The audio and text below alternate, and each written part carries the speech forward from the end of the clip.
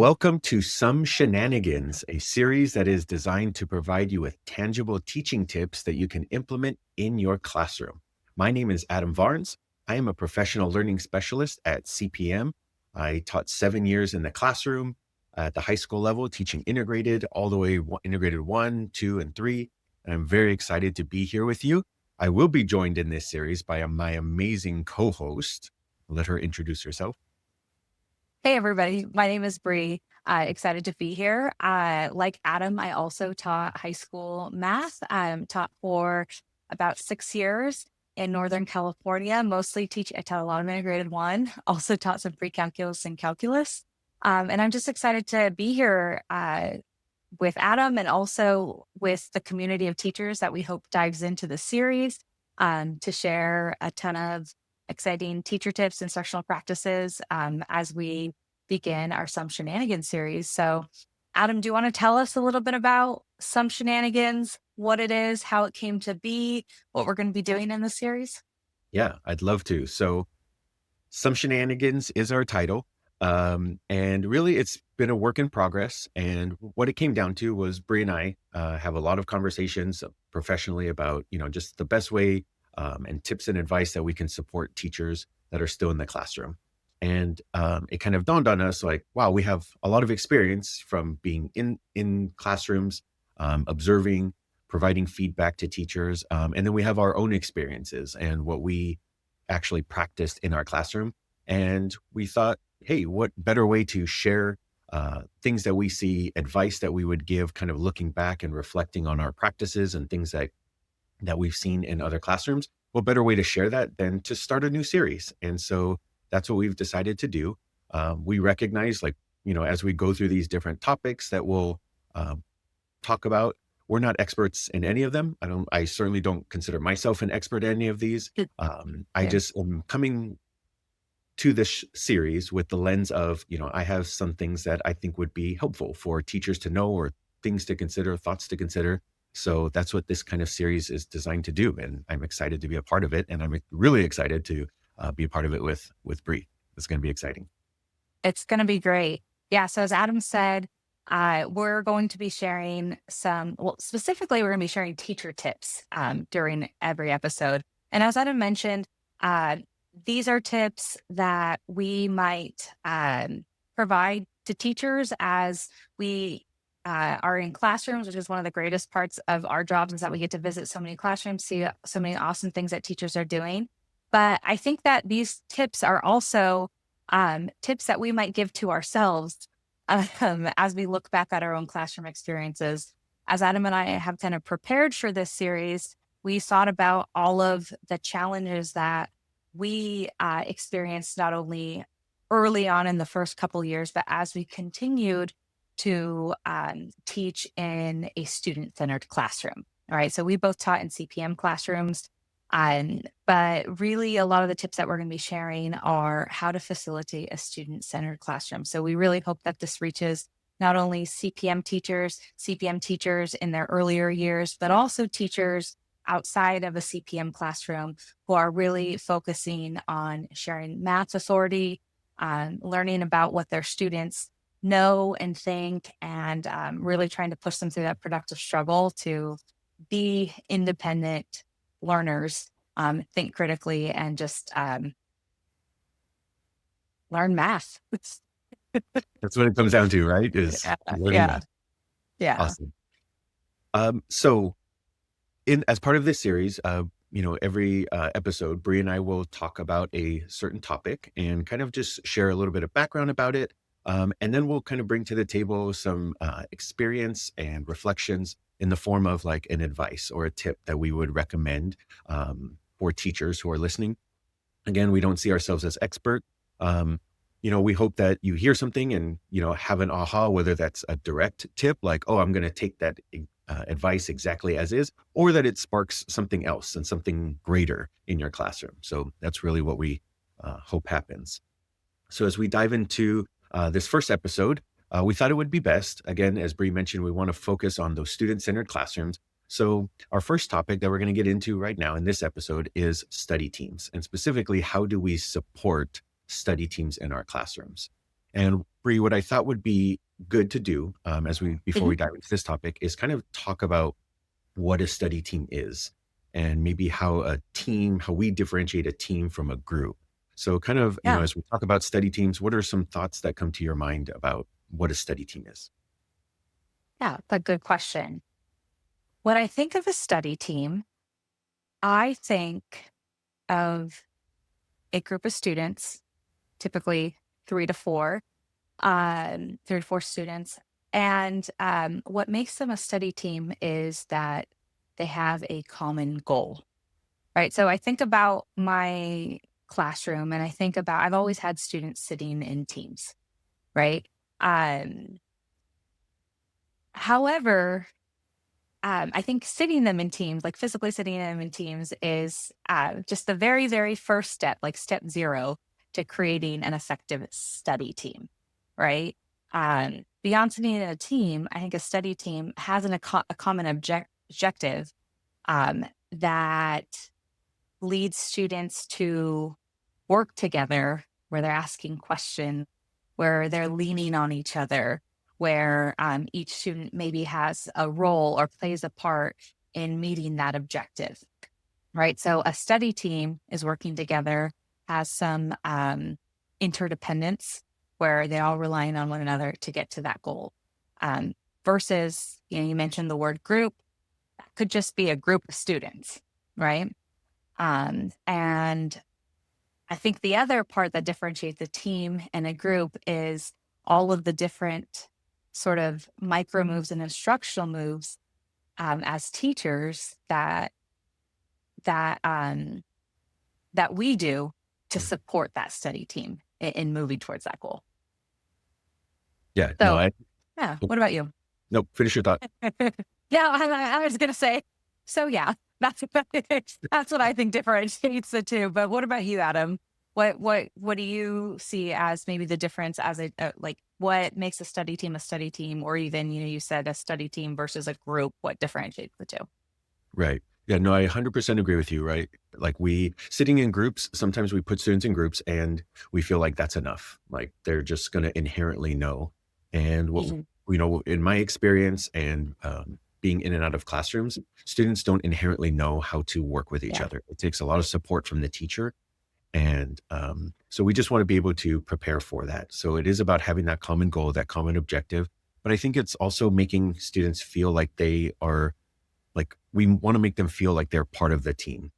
And so Yes. we want them to have those specific roles. Now in CPM, we use the team roles, the facilitator, task manager. And it really doesn't matter necessarily what you call them or what the roles are. But I think it's important that we want students, as they work in teams, we want them to feel like they are a piece, an important piece. Like the group cannot move forward without their um, part, right? Or Yeah. what they bring to the table. So I think that's the other key component of a study team. Yeah. Love that. Everybody is a valuable part of the team, right? In making that goal happen. So awesome. All right. Well, kind of with that foundation set about, what we consider to be a study team, what Bree and I have done is we've brought together a couple tips for how to support those study teams. And so we're going to trade back and forth. Bree will share an idea, then we'll just kind of have some back and forth on it. And we'll share both the tips that we're bringing to the table. So, Bree, do you want to get us started with your first piece of advice for supporting study teams? Yeah, absolutely. So, earlier you mentioned, a a couple seconds ago, you mentioned just the importance of every student feeling like not only that they have a role, right? Like we can give students responsibilities, but they're also capable of contributing to a team. And at CPM, we use team roles. Adam mentioned that earlier. Every team member uh, has a role that is in charge of specific things as students are working through problems, and um, they get familiar with their roles at the beginning of a chapter, typically, and those roles stay consistent for a while. Now, uh, what I've learned is that team roles, they can be very polarizing because they're not easy to facilitate. They're in my experience, um, I started off by putting out our team roles placemats, right? And every student reads their role, they get some time to learn about it. And then after a couple days, those placemats are on the floor. And I wasn't following up with the team roles. And it was like, facilitator, what? Who's that? What is that? I mean, I don't know. It hasn't been mentioned in a week and a half, right? I haven't given the facilitator something to do. And so I wanted to provide a tip on how to support and like sustain these team roles because when they are in place, my goodness, can they make a difference? Um, and so my tip would be to use the team role and encourage some self-assessment. And so I got this tip from a coworker actually. And what she would do is she would not only provide students time to read their team roles, right? So I'm the facilitator. One of my jobs is going to be, I might be in charge of reading the problem. I might be in charge of making sure that everybody get the chance to share their thinking. So each team member has a specific set of responsibilities. But what she would do is she would print that out. And at the end of the period, she would provide time for students to reflect on, okay, these were my responsibilities. What all did I contribute? How did I do with my role? And, maybe I only did one thing, but what can I work towards? And what she was doing was she was providing an opportunity for students to actually think about how they did so that, that helps them internalize them more. And also sending the message that this is something that's important. So we're going to keep practicing because this is a big shift for a lot of us. A lot of us have never used team roles. And and so we're going to take time to reflect and we're going to take time to keep practicing and we're going to celebrate the wins. Man, like as a facilitator, you read the problem today. Good job. Like that's what we want to see. So I love that idea. And I just wanted to share it. It wasn't something I did in my own classroom, but I wanted to share it because I thought it was such a good way to sustain team roles. Yeah, no, I love that idea about having students assess, right? Because a lot of the feedback that we as teachers get, right, or students get, typically we think about assessment as the math, right? But being Yeah. able to assess, like, no, this is my role. I'm the task manager. How did I do as the task manager? What reflections do I have about what I've done? And then how can I improve on being a better task manager for my team in the future? So yeah, I also did not do that, but I love that idea of doing some sort of formative assessment and reflection on, having students do that as their team role. Yeah, absolutely. And I want to give credit to Miss Chris Haley, who is a veteran CPM teacher in Boise, Idaho. So she's the one who taught me that. All right. 2 claps for Yeah. Chris. There we go. Hey. All right. What about you, Adam? What would be one of your tips for supporting effective study teams? Alrighty. So I think the thing that gets me most excited thinking about what would I do if I were to go back into the classroom? And it seems a little shocking, especially when I suggested to teachers, but I would randomize student groupings every single day. Okay. It sounds very drastic, and I get a lot of like, "What? What do you mean every day?" Yeah. So I'm first going to talk about it, and then just go into more some of the pushback I hear. But my thinking for wanting to randomize is obviously it's pushed by Peter Liljedahl in building thinking classrooms, right? We want that randomization, and really what it comes down to is, for me, it comes down to continuing to build community in the classroom. So when I was in the classroom, typically we're sitting students together for, I find that the most common amount of time is a chapter, right? And so Mhm. you think about sitting groups or sitting students in their teams for a chapter we're looking 2, 3, sometimes even 4 weeks.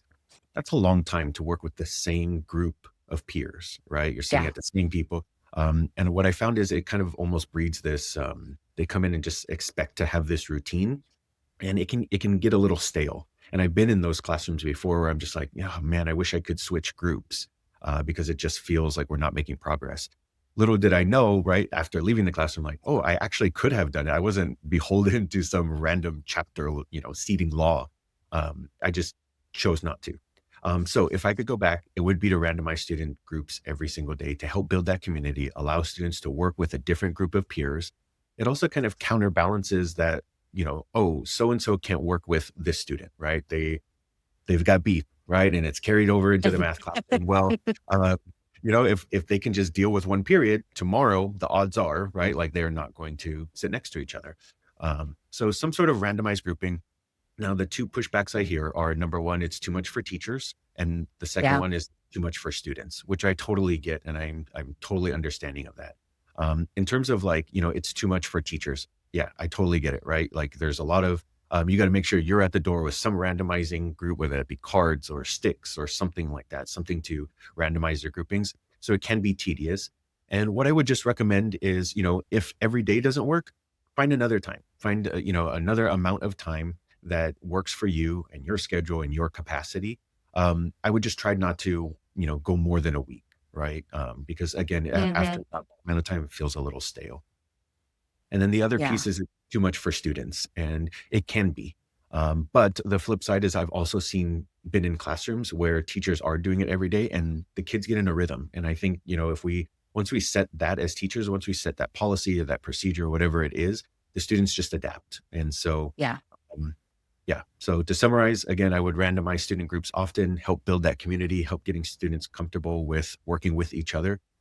So that, it's not October and there's don't know so and so's name, right? They still don't know Johnny in their classroom because they haven't had a group with Johnny, right? So, Right. And you hear that all the time, even when students are sitting right next to each other, like they don't know their teammate's name all the time.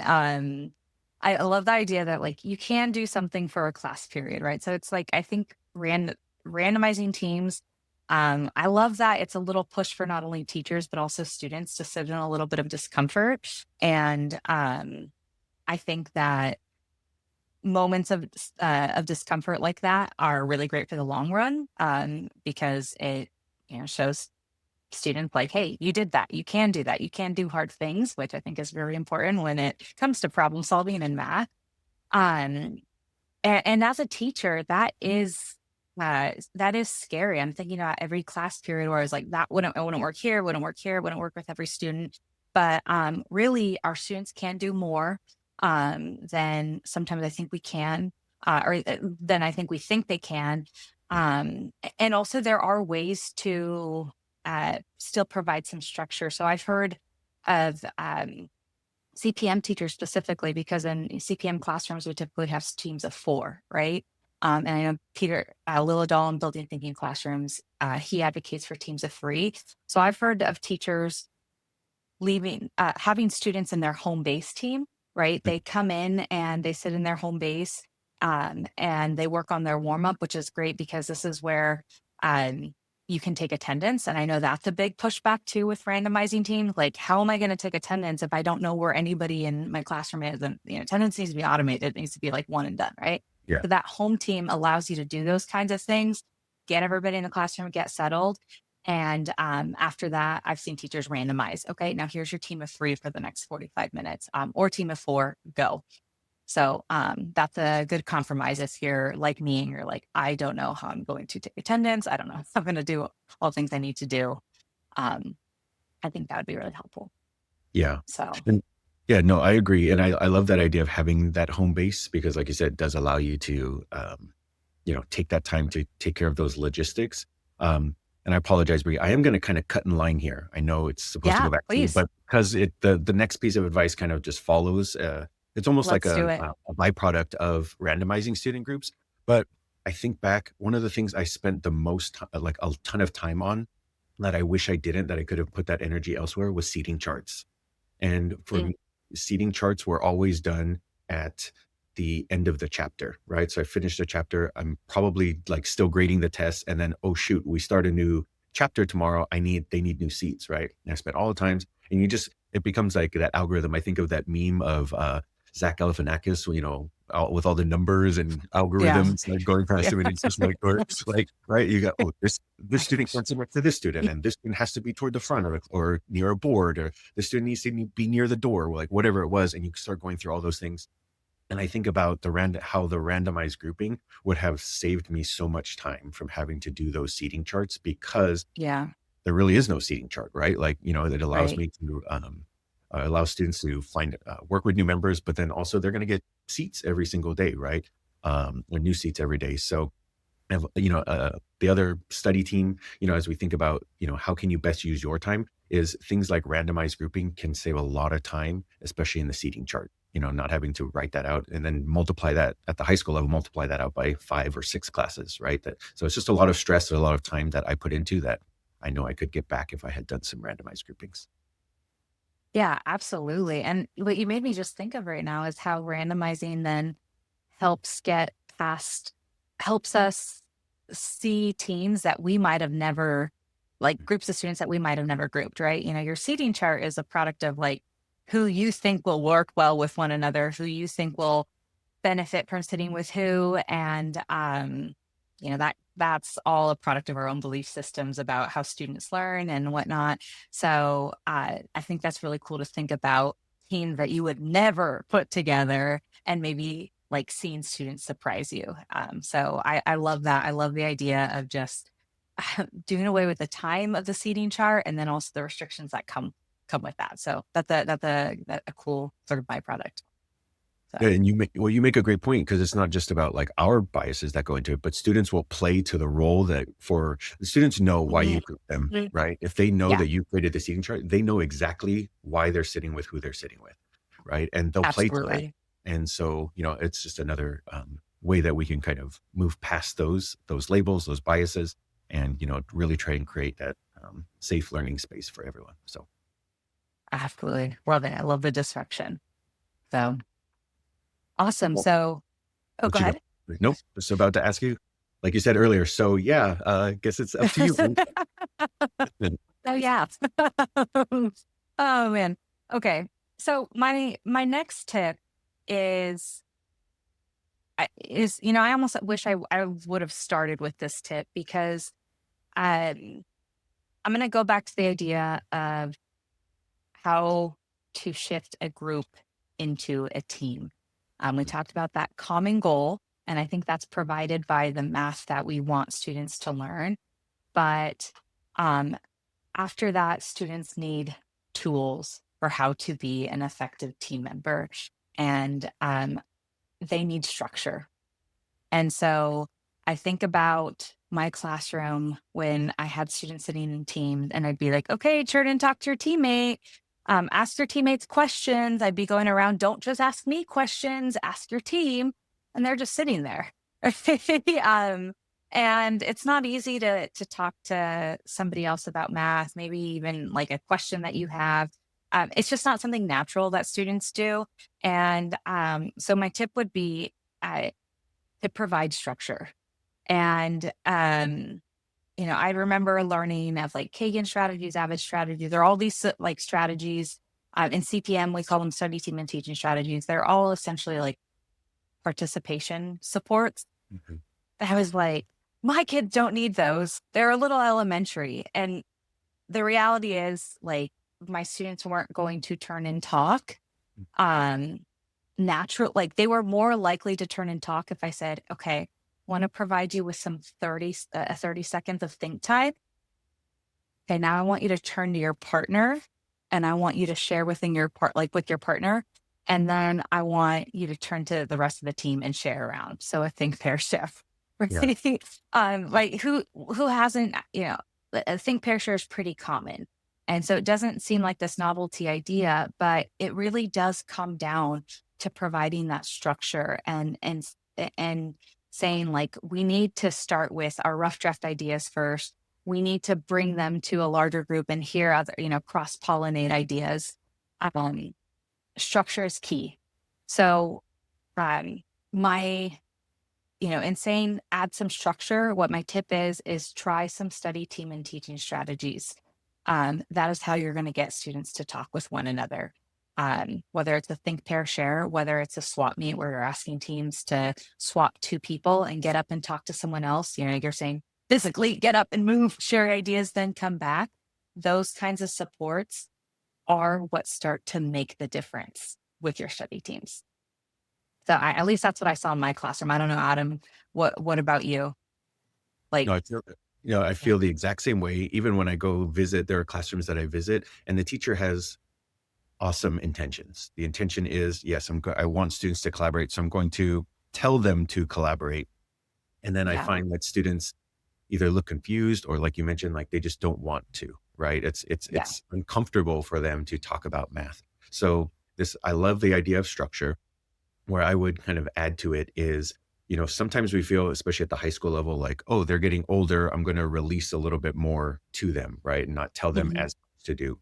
What I have found is in terms of collaboration, right? Under just that context, that through that lens, when there's less structure in collaboration, less collaboration happens, right? Students need that structure. They need, whether it's just to add a few more suggestions, right? There's sentence starters, whether it's Yep. sentence starters or you're being very specific. Like when you turn and talk, I want you to read the thoughts that you wrote down. Just read it from your paper, right? Or I want you Mhm. to be able to summarize, um, what your partner said, things like that. So a very specific collaborative task that you want them to do or a topic that you want them to talk about.